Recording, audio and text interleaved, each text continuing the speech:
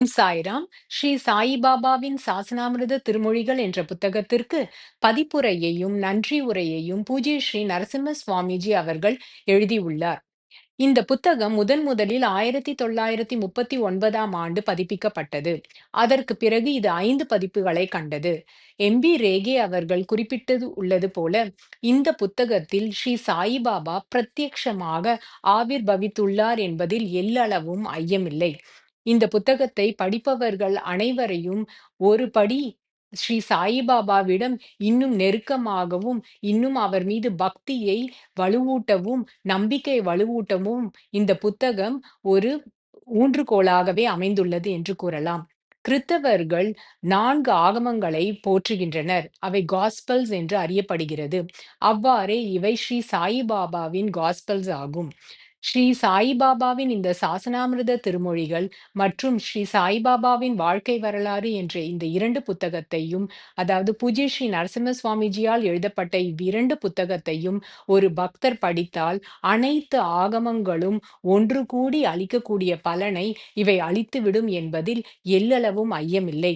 அதே நேரத்தில் சன்ஸ்தான் நமக்கு ஷிரடி சன்ஸ்தான் மூலமாக வெளியிடப்படும் ஸ்ரீ சாய்பாபாவின் புத்தகங்கள் மற்றும் ஸ்ரீ சாயிபாபா பக்தர்களை ஊக்குவித்து அவர் தன்னுடைய லீலைகளை எழுதிக் கொள்ளும் அந்த புத்தகங்களையும் நம்முடைய சாயி பெட்டகத்தில் இல்லத்தில் வைத்து படிப்பது நமக்கு பெருத்த நலனை அளிக்கும் என்பதிலும் ஐயமில்லை.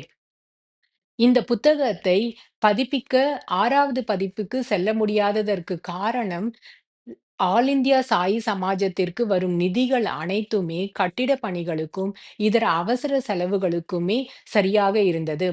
அப்பொழுது 1953ஆம் ஆண்டு மைசூர் மகாராஜா அவர்கள் மயிலாப்பூர் சாயிபாபா கோயிலுக்கு விஜயம் செய்தார். அவர் தயாள குணமுடையவர். அவரை ரூ. 5,000 நன்கொடை அளித்தார். அந்த நன்கொடையை கொண்டு இந்த புத்தகத்தை 6வது பதிப்பிற்கு அனுப்ப முடிந்தது. ஜார்ஜ் டவுன் ரிபப்ளிக்கன் பப்ளிகேஷன்ஸ் அவர்கள் ஸ்ரீ சாயிபாபாவின் மீது கொண்ட பக்தியின் காரணமாக இந்த புத்தகத்தை இலவசமாக பதிப்பித்து தருவதற்கு ஒப்புக்கொண்டனர். ஆனால் அதற்கு தேவையான காகிதங்கள், படங்கள், அட்டைகள் மற்றும் அவற்றை தைக்கும் கூலி இவை அனைத்திற்கும் மைசூர் மகாராஜா அவர்கள் அளித்த அந்த 5,000 நன்கொடை மிகவும் உதவியாக இருந்தது. மைசூர் மகாராஜா அவர்கள் ஸ்ரீ சாயிபாபா ஆலயத்திற்கு வந்தவுடனேயே, இங்கு நான் காண்பது மைசூர் சாமுண்டீஸ்வரியையே என்று குறிப்பிட்டுள்ளார். நம்முடைய தயாள குணமுடைய நம்முடைய ஸ்ரீ சாயிபாபாவின் பேரருள் மைசூர் சம்ஸ்தானத்திற்கு இருக்க வேண்டும் என்று நாம் அனைவரும் பிரார்த்தனை செய்து கொள்வோமாக.